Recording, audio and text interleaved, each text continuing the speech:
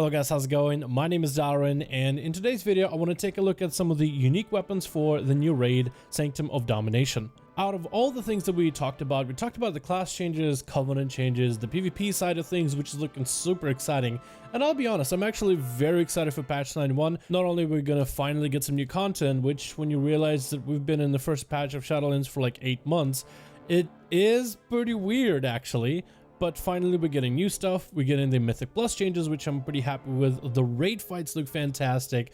The PvP honor talents I think are really going to shake things up a bit. The only thing that we haven't covered are the new weapons, though the raid weapons that are available for testing on PTR. These actually have been added pretty late to the testing cycle before the release of the raid and the patch itself. So let's take a look at these weapons, since we can actually hit some train dummies with them and test out these weapons to see how they function, what we like about them and what we don't. We're going to start off with the weapons, basically how you earn them from the bosses. The first weapon is going to be Yotengir, which hopefully is very similar to Jotunheim, at least when it comes to pronunciation. Destiny's Call is going to be what we'll call the weapon. It's an agility polearm with an effect where it will summon upon the powers of a Valkyr, transforming you into a Markyrian. During that time, for 30 seconds, you will have all of your secondary stats bolstered. The better the weapon in terms of the item level, the stronger this effect is. However, the weapon does have a 3-minute CD. It's a weapon without any secondary stats baseline on it, but there's nothing that stops you in the game from swapping this weapon out after using up its effect. And upon using the weapon's active effect, it does put your unused trinkets on cooldown. So in terms of gearing with this weapon, you are going to have to be very mindful of the trinkets that you run. It's also a question of just how optimal will this effect line up with some of the cooldowns depending on what class you are. For Feral Druids, it lines up super swell with your Berserk, so you're already covered there. For Brewmaster, I guess it is secondary stats extra, although most monks do go for the dual wield build.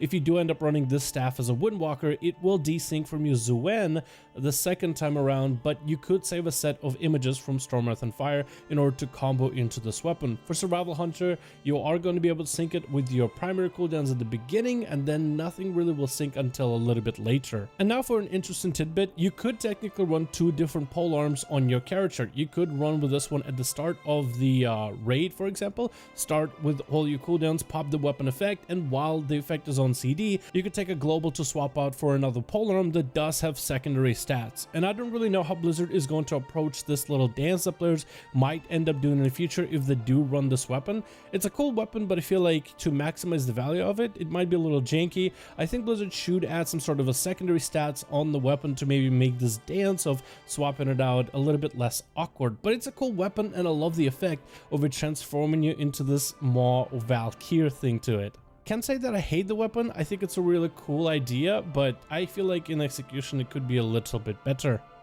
Next we have the cruciform vaneripper. It's a fist agility weapon available for monks, rogues, shamans, as well as demon hunters. While behind the target, or the target is impaired with a slow, or it's suffering a crowd control effect, your attacks have a high chance to bleed the target over 6 seconds. This weapon, like the others, does not have any secondary stats on it whatsoever, except for this bleed ability, which is pretty easy to use unless you're trying to use it on a train dummy. As of the recent PTR build, you actually can't stack this bleed up on dummies at all, even though you used to be able to. It's a mostly single target bleed ability. For example, like on my Outlaw Rogue, it doesn't really cleave super well, so it might be intended that it is supposed to be mostly a single target damage increase. I really do like how there's many ways to guarantee this bleed, or almost guaranteed, because it does have a pretty high uptime in terms of its procs and the damage that it offers. You can either have an enemy slowed, so Mythic Pluses running crippling poison, or having a frost mage in your group will almost guarantee that you'll always be able to apply this weapon, or just being behind a boss, which in most cases that's where rogues are going to be for raids, or having an enemy in crowd control, which makes me think potentially CC capabilities or potentially some uses in Mythic Pluses as well. But I like how there's different qualifiers in order to get this weapon to proc, even if you can't always get behind your target. This weapon for my rogue does more damage than my poisons on single target, which poisons about 5% of your damage, so I thought that's actually pretty good. Not terrible damage so far. Some of the better damage numbers from some of the proc-based effects for certain weapons we have, at least in this early PTR build. I don't really know what the actual release build is going to have damage-wise. It could be different, but I felt like this weapon was decent enough overall, pretty easy to use and fairly consistent. Jaethus, the Prism Blade, is a massive two-hand strength weapon for your Death Knights, your Paladins, your Warriors, and it's actually kind of a unique weapon. If you ever played in Legion, certain weapons used to talk to you. Jaethus actually needs to feed on other weapons in order to grow in strength. This weapon will literally need sacrifices of other weapons for this weapon to become stronger, and has different ranks of this weapon. It talks to you as well every time it consumes a weapon, which is pretty funny. It has an array of different dialogues and turns whatever weapons you feed it to into absolute ash. The first version of this weapon will give you sometimes a random extra hit on an enemy, but a pretty low chance. As you upgrade the weapon, that chance grows higher, and as the chance grows higher, it also can give you a strength buff. The current maxed out version of this weapon is a little weird. It is bugged, so it's not giving you the full value of the damage and the strength buff, but it is pretty cool, and it requires like 5 weapons in order to get it to maximum value. The damage that it does is kind of okay, and the strength proc that it gives you is short-lived. It's not long at all, but during the small window of a strength proc with a massive hit, I think it could inspire certain playstyles like a Armor's Warrior with a massive executes, or maybe a two-hand Frost DK with a big obliterates. If you could just sneak in one big hit during that strength window, I think it could be pretty big value. I like the idea behind this weapon. Somebody definitely went in and had a creative mind. I mean, the voice lines that were recorded for it are really cool. I wonder if you'll be able to upgrade this weapon when you first get it once live servers come out, and once the raid is out, are you going to be able to upgrade it to max immediately? Right now you can basically throw almost any weapon at it as long as it's high enough item level or the weapon deemed sufficient, whatever that means. Like certain weapons that were of purple quality of decent item level, the weapon rejected, while others that were like blues of like 140 item level, the weapon ate them up immediately without hesitation. So I wonder if there's going to be like a more specified list or a more rigid list once this weapon is actually out in the new raid, if it's going to need some Mythic Plus weapons or maybe weapons from heroic and normal version of the raid. Seems like a decent weapon with a slight damage effect, slight strength buff, but it seems okay. Next we have the Rogue Dagger's Edge of Night, where your combo points have a chance to do extra shadow damage with more chances to proc the lower the target's health is, so this weapon has a baked-in execute mechanic. Also, like the other weapons, this one doesn't have the secondary stats. It's constant damage output, however. When I tested it, it actually worked kind of okay for outrogues in the offhand, even though you would imagine you would get massive value if you have one of those weapons in each of your hands as assassination or as subtlety. It actually does have some value for outlaw as well. It looks like during my testing in Mythic Plus, it does have a potential to spread the debuff to do extra shadow damage to multiple enemies. As for whether it works on multiple targets, I cannot confirm. Overall, I felt like the damage of this weapon was very simple. I felt like the execute bonus is probably going to shine more in certain raid fights, especially when the boss is at low health for an extended period of time. And it actually felt like a decent weapon when it comes to the damage. It has a very slender, very small look in comparison to some of the other weapons, but in terms of its effectiveness, I felt like this one was probably the most effective in terms of the damage output so far. But we still have one more weapon to cover, and that is the legendary Sylvanas Bow. But right before we do that, I do want to mention the Dark Ranger's Quiver, the back piece for hunters. While not a weapon, it will be used for hunters to get extra damage output on enemies within AoE or single target. It's a back piece specifically for hunters, and only hunters can wear it, even survival, which we'll talk about in a second. While wearing this back piece, every 5th shot of your abilities, we can't really test if it's auto attacks or like arcane shots count or chimera shots, do those count, because this back piece isn't available for testing on PTR. It'll fire a kind of like this conal shadow damage frontal at 5 targets in front of you, which sounds pretty consistent. Every 5th hit, you're just going to have extra shadow damage on top of it. That also does quite a bit of AoE. For survival hunters, I do wonder if this shot mechanic will work with abilities like Serpent Sting or maybe kill shots, which then for survival, I guess it offers some sort of value, not as high a value as it is for marksmanship hunters or beastmaster hunters who just constantly have ranged abilities. But will the damage from your, I guess the mini crossbow you pull out for your Serpent Sting, will that count towards the back piece? It sounds awesome, sounds fantastic. I think it just gives so much extra stuff for hunters, even though hunters didn't get too many updates in this patch 9.1 in terms of PvE changes, but having a back piece like that is really cool. But now let's talk about the actual legendary bow.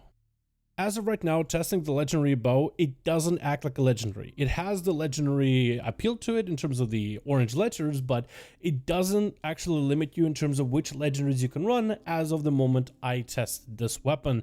So by the time it's released in patch 9.1, it could be changed quite a bit.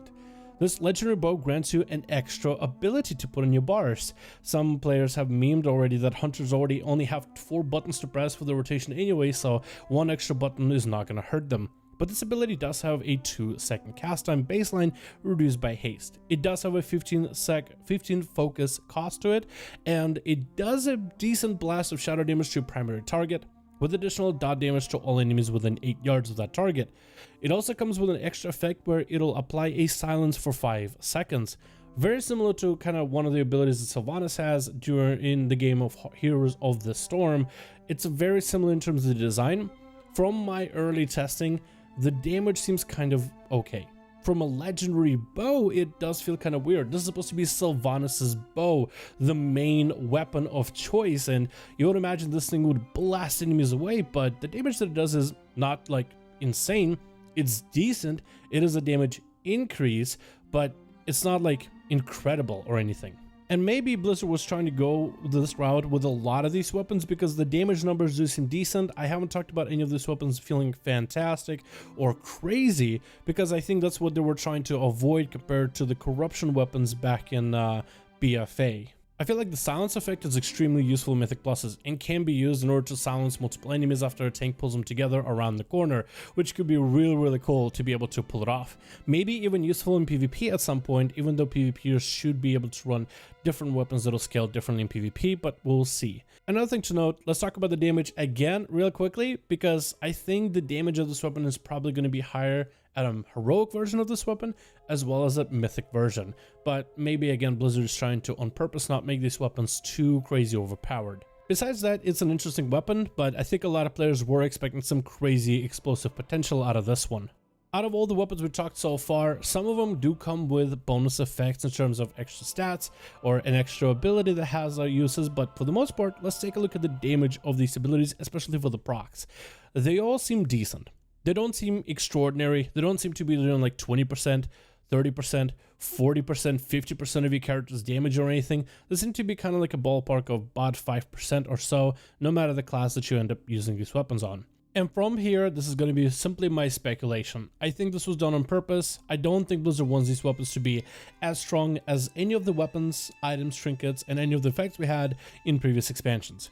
Battle for Azeroth was really bad at it because we had all these different procs from our necks, from our shoulders. I mean, unless I'm remembering it incorrectly, Battle for Azeroth had weapons that would do like 10% or even 20% of a class's damage inside of a dungeon, which was kind of insane. I mean, when most of your damage from a class comes from a weapon you get inside of a raid because of a special effect, I mean, at that point you just kind of lose like, what does your class even bring? What does your class do? You basically become the weapon instead of a rogue or a demon hunter. And I think that's what Blizzard was trying to avoid with this one. It's also worth mentioning this still is PTR. The patch is releasing very soon, but this still is PTR. They might have a different version of these weapons available once the game actually goes live. They sometimes have a different build, and some of these changes to these weapons might be done internally that have not been done for us to test yet. So the weapons you're seeing in this video might not even be the same ones that will come out to live servers. So that is also worth considering, but overall these weapons don't seem bad. I think there still are going to be a damage increase. Again, maybe this is not even the final versions of these weapons, and by the time servers come out, they'll be completely radically different. It is still PTR. But thank you guys so much for checking out this video. Let me know what you think about these weapons. Are you going to be rerolling a character to pick up one of these coveted weapons from the new raid? Because I've heard some of you guys be unsure about which class you want to play for 9.1. Will these weapons help you decide which character you want to play? Thank you guys so much for watching. I do hope you guys enjoyed, and I'll see all of you in the next one.